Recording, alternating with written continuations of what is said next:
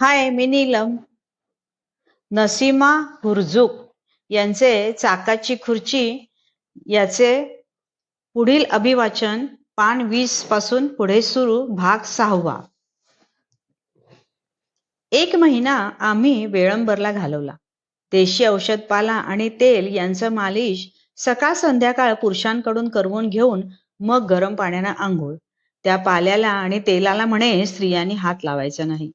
खोलीला फक्त एकच दार व त्या दारानंतर थोडी जागा सोडून भिंत. खिडकी वगैरे काही नाही. अंधारातील उपचार. सूर्यप्रकाशाचा स्पर्श होऊ न देता खोलीत पलंगही नव्हता. त्या लहानशा खोलीत, तेही पावसाळ्यात, तो एक महिना मातीच्या जमिनीवर माझ्याबरोबर आई, बाबा, आजी आणि मामांनी कसा काढला असेल याची कोणी कल्पनाही करू शकणार नाही. त्या उपचाराला मी काळ्या पाण्याची सजा असं नाव दिलं होतं. एका महिन्यात मात्र आश्चर्यकारकरित्या माझे दोन्ही बेड सोर्स वाढले.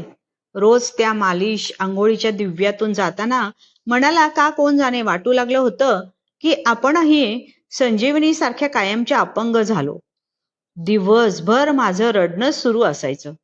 शरीराच्या वेदना कमी झाल्या होत्या, पण मनाच्या वेदनांना अंत नव्हता. शेवटी एक दिवस माझ्या रडण्यानं वैतागून बाबा आजारपणात पहिल्यांदा माझ्यावर खूप म्हणजे खूपच रागावले.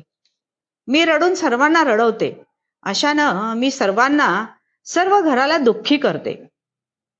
आईवर माझ्या रडण्याचा विपरीत परिणाम होतोय हे मला दिसत नाही का? रडून दुःख संकट संपणार असतील तर सर्वजणच रडलो असतो. हसून वातावरण प्रसन्न ठेवावं, आपण हसावं, इतरांना हसवावं, म्हणजे आलेल्या संकटाला तोंड देण्याची शक्ती मिळते. दुःख नाहीसं होणं शक्य नाही, पण तीव्रता कमी होते, वगैरे वगैरे वगैरे. बाबांचा तो राग बघून मी स्तंभित झाले. माझ्यावर कसला प्रसंग आला आहे आणि हे माझ्यावर रागवत आहेत? खूप वाईट वाटलं मला. मग मी निश्चय केला, माझ्या रडण्यानं जर इतरांना दुःख होतं तर कोणासमोर रडायचंच नाही. आणि आज अखेर हा माझा निश्चय टिकला आहे.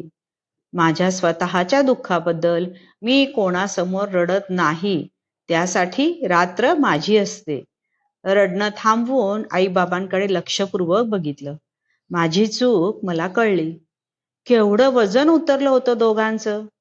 बाबांनी खर्च कमी व्हावा म्हणून सिगारेटही सोडली होती.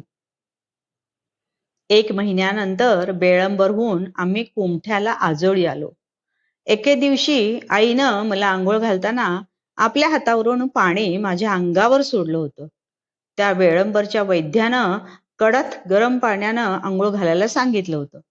स्टूलावर बसवून दोघांनी मला धरून माझ्या आंघोळीचं दिव्य केलं जाई. आंघोळ आटोपून आईनं मला बिछाण्यावर झोपवलं. सर्वांगांना पावडर लावण्यासाठी पालथं केलं तर मागे खालच्या भागावर मोठे भाजल्याचे फोड. कमरेपासून खाली मी पूर्ण भाजले होते. मला जरा सुद्धा जाणीव नव्हती. आईचं ते पाहताच रडणं सुरू झालं. माझ्या एवढ्याशा मुलीला अशा अवस्थेत मी स्वतःच असं कसं जाळलं म्हणून आई स्वतःला दोष देत होती. इतकं प्रचंड भाजलं होतं की ताबडतोब डॉक्टरांना बोलवलं. सर्व फोड फोडून त्यांनी औषध लावलं, इंजेक्शन्स दिली, तरी ताप आलाच. ते मुंग्यांचं शरीरावरचं वारूळ, हे भाजणं आयुष्यभर लक्षात राहणारं होतं. आधीच शरीराची विचित्र अवस्था आणि आता या जखमांमुळे पालथं झोपून राहणं नशिबी आलं. पण मी कुरकुर केली नाही, आईला वाईट वाटेल म्हणून. ताप आला की बरं वाटे मला त्या ग्लानीत पडून राहायला. शस्त्रक्रियेनंतर जवळजवळ वर्ष दीड वर्ष दर महिन्याला ठराविक तारखेला मला ताप येत होता. बाबांची रजा संपल्यानं बाबांना नोकरीवर हजर राहणं आवश्यक होतं. 5 महिने बाबा माझ्या आजारामुळे रजेवरच होते. तशातच औरंगाबादला बाबांची बदली झाली. पण माझ्या तापामुळे आईबाबांचं कोल्हापूरला जाणं लांबत होतं. आई स्वतः जात नाहीच म्हणत होती, पण मीच आग्रह धरला. बाबांना व्यवस्थित पॅकिंग करून दे आणि मग ये. इथे तुझ्या इतक्या प्रेमानंच सर्वजण माझी तळहातावरल्या फोडाप्रमाणे देखभाल करीत आहेत. एरवी बाबांच्या बदलीच्या गावी सर्व कुटुंब जात होतं, पण आता माझ्यामुळे ते शक्य नव्हतं. मी आणि आईनं काही दिवस आजोळी मोठ्या एकत्र कुटुंबात कुमठ्याला राहायचं ठरवलं. मुलांनी कोल्हापूरला शिक्षणासाठी राहायचं आणि त्यांच्या सोबतीला बद्रुनिसा नावाच्या मावशीनं राहायचं असं ठरलं. औरंगाबादला बाबा एकटेच जाणार होते. बाबांना सर्व तयारी करून देण्यासाठी आई कोल्हापूरला जाऊन कुमठ्याला परत येणार होती. तोपर्यंत माझी देखभाल बहीण, मावशी आणि आजींनी करायची असं ठरलं. मी आता कायमची पॅराप्लेजिक झाले आहे हे मला कोणी न सांगता कळून चुकलं होतं. पॅराप्लेजिक झाल्यावर कसं वाटतं माहीत आहे? लहानपणी गोष्टीत वाचलं होतं. एका राजाला कोणीतरी शाप दिल्यावर त्याचं अर्ध शरीर दगडाचं होतं आणि तो एकाच जागी अनेक वर्ष खिळून राहतो. मग कोणीतरी येतं आणि उशाप मिळून तो परत पूर्ण माणूस बनतो. माझं कमरेच्याही वरपासून खाली तळपायापर्यंत अर्ध शरीर दगडाचं झालं होतं. गोष्टीतला राजा उभा होता. मी मात्र बिछाण्यावर आडवी होते. आयुष्यात परत माझं दगडाचं अर्ध शरीर जिवंत होणार नव्हतं. लघवी संडासची संवेदना नसल्यानं सर्व विधी अंथरुणात होत. वास आल्यावर बिछाना स्वच्छ करायचा. मला कुशीवर वळवायला 4-4 लोक लागत. पावडर, सेंट यांच्या साहाय्यानं दुर्गंधी दूर केली जाई. अगरबत्ती लावून रेडिओ लावला जाई. गोष्टीचं पुस्तक हाताशी ठेवत पंखा सुरू असे आणि इतकं करूनही माझे अश्रू थांबले नाहीत. उशी भिजतच राहिली तर झोपेची गोळी दिली जाई. त्यावेळी माझं वय होतं 16 वर्षाचं. कोणीतरी केवळ कल्पना करावी मला काय वाटत असेल याची. देवाजवळ मरण मागत होते. देवा, मला आणि माझ्यावर प्रेम करणाऱ्यांना या संकटातून कायमचं सोडव, नाही तर मला पायात संवेदना तरी दे. कमीत कमी स्वतःचे विधी स्वतः बाथरूम संडासापर्यंत जाऊन करण्याची, आईला त्रास न देण्या इतपत तरी ताकद दे आणि लवकर मरण दे. किती किती विनवलं त्या अल्ला मियाला. काही मोठी चूक केली तर देव अशी शिक्षा देतो हे ऐकून होते, पण मी अशी कोणती मोठी चूक केली होती? शाळेत किंवा कॉलेजच्या एका वर्षात मी कधीही कोणाला दुखावलं नव्हतं. माझ्याकडून माझ्या कौतीप्रमाणे प्रत्येकाला मदत करण्यात मला नेहमीच आनंद मिळे. वह्या पुस्तकांपासून माझी कोणतीही वस्तू कोणी मागितली तरी मी देत असे. आजोळी गेले की आजी मावशीला भांडी घासणं, धुणी धुणं, विहिरीचं पाणी काढणं, अंगण झाडणं, मोगऱ्याचे गजरे बनवणं या सर्व कामात मदत करण्यात मला अतिशय आनंद मिळायचा. असं कोणाला काही दिलं, मदत केली तर ते सर्वजण माझ्याशी खूप प्रेमानं वागत. असं असताना मला कशाबद्दल एवढी मोठी शिक्षा मिळाली आहे हे कळत नव्हतं. कोल्हापूरला ज्या घरात आम्ही भाड्यानं राहत होतो त्यांना वाटलं आता माझ्या अपंगत्वामुळे आम्ही इथे कायमचे राहतो की काय. कधी नव्हे ते 1-2 महिन्यांचं भाडं द्यायचं राहिलं होतं. घर मालकाने घर खाली करण्याचा तगादा लावला. ताराबाई पार्कमध्येच मग दुसरं घर बघितलं. त्या नवीन घराच्या पुढच्या आणि मागच्या दाराला कडी लावलेली असली तरी धक्का देतच ती दारं उघडत. बाबा आई कुमठ्याला माझ्याबरोबर असताना मुलांनीच बाबांच्या ऑफिसमधले मित्र पाटील काका आणि इतरांच्या मदतीनं घर बदललं होतं. माझ्या आजारपणात घर अक्षरशः धुतलं गेलं होतं. आईचे मोजकेच दागिनेही घाण ठेवले होते. चोरांना चोरण्यासारखं काहीच नव्हतं. घर मालक श्री प्रभाकर केळवकर इतके चांगले होते की घर भाडं 11 महिन्यांचं तटलं तरी त्यांनी कधी मागितलं नाही. 12-13 वर्ष त्या घरात राहिल्यावर काही लोक आम्हाला सल्ला देत होते की घर सोडू नका. कायद्याप्रमाणे ते तुम्हाला मिळू शकतं, पण दुसऱ्याची मालमत्ता अशी घेऊन कोणी सुखी होऊ शकत नाही. त्यामुळे आईनं तो सल्ला मांडला नाही. त्या नवीन घरात मुलांना आणि मावशींना ठेवून 1 सप्टेंबरला बाबा औरंगाबादला बदलीच्या जागी हजर होण्यासाठी गेले. आई कुमठ्याला परतली. बाबा असे पहिल्यांदाच एकटे गेले होते. टूरवर गेले तरी बाबा जेवणाचं सर्व साहित्य बरोबर नेऊन स्वयंपाक करून खात.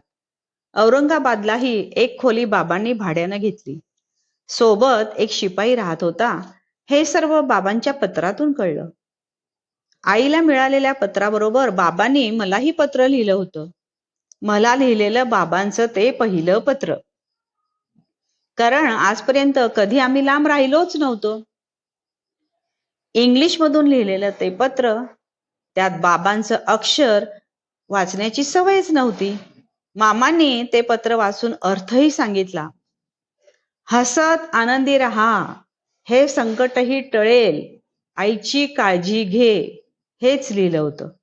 बाबांचं मायेनं ओथंबलेलं ते पत्र होतं. आता या पत्राचं उत्तरही आपण बाबांना आनंद वाटेल असं द्यायचं. मी ठरवलं. 2-3 वेळा ते पत्र मी वाचलं. त्या पत्राचं लागलीच उत्तर दिलं. ते पत्र मिळाल्यावर आईच्या पत्रातून बाबांनी कळवलं होतं, नसीबनं खूप छान पत्र पाठवलं. लिहिण्याची तिची पद्धत खूप आवडली. सवडीनं उत्तर पाठवीत आहे म्हणून तिला सांग. मी माझ्या पत्राच्या उत्तराची वाट पाहत होते. 23 तारखेला सकाळी माझी आंघोळ आटोपून आई खाली गेली होती. सकाळचे 11 वाजले होते. इतक्यात कोणीतरी आईला धरून वर माझ्या खोलीत आणलं. सर्व रक्त शोषल्याप्रमाणे आई पांढरी फटफटीत दिसत होती. मामांच्या हातात तार होती. तारेत होतं, वडील सिरियस आहेत. पण सर्वांच्या हालचाली आणि चेहरे काही भयानक सांगत होते. फोन आला. वडिलांना औरंगाबादहून कोल्हापूरला आणत होते. आम्ही कोल्हापूरला पोहोचावे. दारात टॅक्सी आली. मला उचलून त्यात बसवलं. शेजारी आई. एक शब्द कोणी बोलत नव्हतं. आईचे हुंदके अधूनमधून ऐकू येत होते. आईचा हात थोड्या थोड्या वेळानं मी हातात घेत होते. थंडगार हात.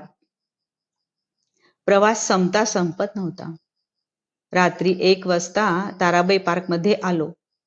सेंट्रल एक्साईज ऑफिस ते नवीन केळवकरांचं घर येथपर्यंत पांढरे कपडे घातलेली असंख्य माणसं रस्त्याच्या दुतर्फा एवढ्या रात्री नीरव शांततेत बघून मनात असलेली बाबांच्या जिवंतपणाची अंधुकशी आशाही मावळली. पण मी रडले नाही. दगडाची झाले होते मी. खालच्या शरीराबरोबर मनही दगड बनलं होतं. आठवत होते फक्त बाबांचे शब्द, रडून संकट टळणार नाही. मला उचलून आणलं. न बघितलेलं घर, मोठ्या हॉलमध्ये मधोमध पांढऱ्या चादरीत गुंडाळलेलं बाबांचं ते शरीर, नाकात कापूस घातलेलं.